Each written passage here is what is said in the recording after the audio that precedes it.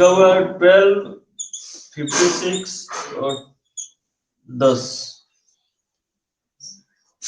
12, 56 के बीच, 12 तथा 56 के बीच के मध्य 10 समांतर माध्य लेते हैं, यानी कि 10 माध्य हमें पता करना है 12 और 56 के बीच में। ठीक है, तो निकाल सकते हैं हम। सबसे पहले क्या करेंगे, हमें सबसे पहले यनवा टर्म जो है हमें Tn निकालना होगा। Tn दिया हुआ है, अंतिम पद है, ये अंतिम पद है, और क्या है फर्स्ट पद। तो फर्स्ट टर्म और लास्ट टर्म दिया हुआ है, तो सबसे पहले हम इसको सॉल्व करेंगे।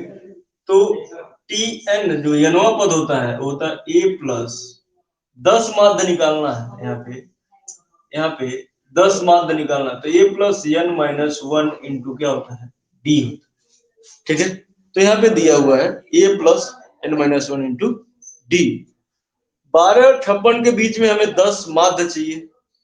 ठीक है, 12 और 56 के बीच 10 माध्य चाहिए, तो यहाँ पे 10 माध्य यानी कि 12 हो गया और 56 हो गया। यहाँ पे इनके बीच में हमें 10 माध्य हो।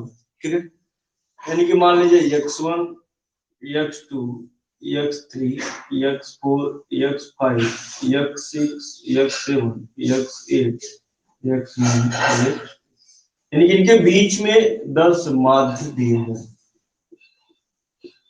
तो Tn निकालेंगे सबसे पहले, और Tn निकालने का हमें फार्मूला पता है a plus n minus 1 into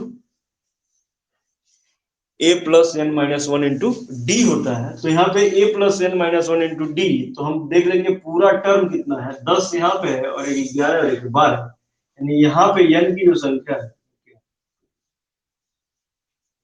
ठीक है, फर्स्ट टर्म पता ही है, फर्स्ट टर्म दिया हुआ है यहाँ पे 12, a इक्वल टू दिया हुआ है। ठीक है, डी तो हमें पता नहीं, क्योंकि ये 12 और 56 के बीच निकालना है, तो डी हमें पता नहीं है।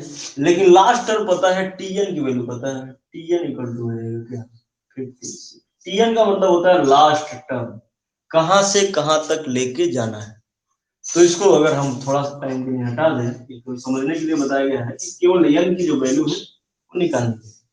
तो हम यहाँ पर रखेंगे तो आएगा 56, a की वैल्यू है यहाँ पे 12, n की वैल्यू 12, 12 में से घटाएंगे 11 इंटू डी, इसको इधर लेके आएंगे तो 56 माइनस 12 इक्वल टू हो जाएगा 11 डी, यानी कि 4 और 4 इक्वल टू 11 डी, और यहाँ से डी निकल के आ जाएगा 4,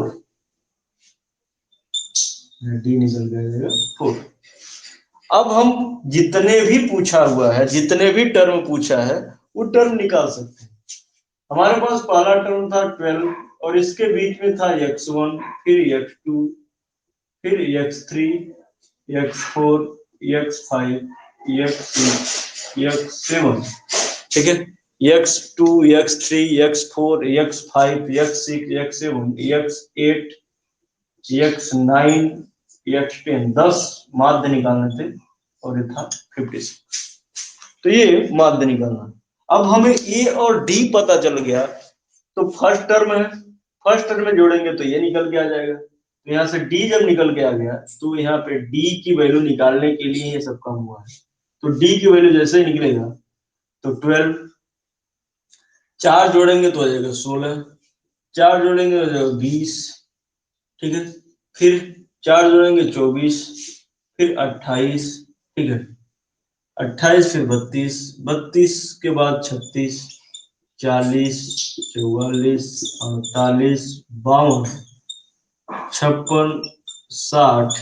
तो 1, 2, 3, 4, 5, 6, 7, 8, 9, 10, हमें 10 ही निकालना था। 56 तो दिया ही था, तो हमें ये जो दोनों दिया हुआ था, तो हमें 10 जो मीन निकालना था, ये 10 मीन निकल के आ गए, ये 10 माध्य निकल के हमें आ गए कि 16, ये जो 16, 20, 24, 28, 32, 36, 44, 44, 48, 52। तो ये इस टाइप के क्वेश्चन भी आते हैं, दो संख्या देगा और दो संख्या के बीच पूछेगा कि इसमें 10 मीन, 15 मीन, 17 मीन, जो भी मीन निकालने का आएगा, माध्य निकालने। तो माध्य निकालने का सबसे पहला काम क्या है, डी निकालिए। डी कैसे निकलेगा, जो पहला अंक दिया रहेगा वो तो ये है, फर्स्ट टर्म बोला जाएगा। जो लास्ट में टर्म दिया है वो टीएन की वैल्यू है, ठीक है। तो टीएन की वैल्यू पता चल गई और ए की वैल्यू पता चल गई। यन टर्म, यन की संख्या क्या बताएगा, कितना हमें निकालना है, हमें निकालना है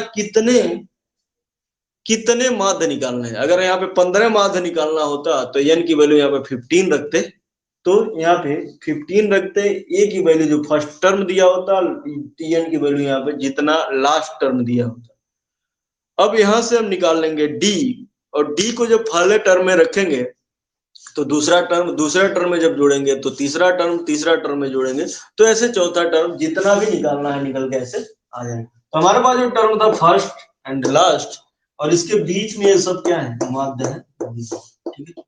तो ये मीन निकालने का, तो ये जो एपी का जो है, यह 3 से 4 टाइप का जो क्वेश्चन बनता है यहीं से बनता है। पहला क्या है कि यनवा टर्म निकालिए, दूसरा क्या है सम ऑफ यन टर्म, तीसरा क्या है कि अगर कोई भी नंबर दिया हुआ है तो पूछ लेगा कि प्रूव दैट कि this is are in AP, यह संख्या क्या है एपी में है। और लास्ट जो आता है, लास्ट का जो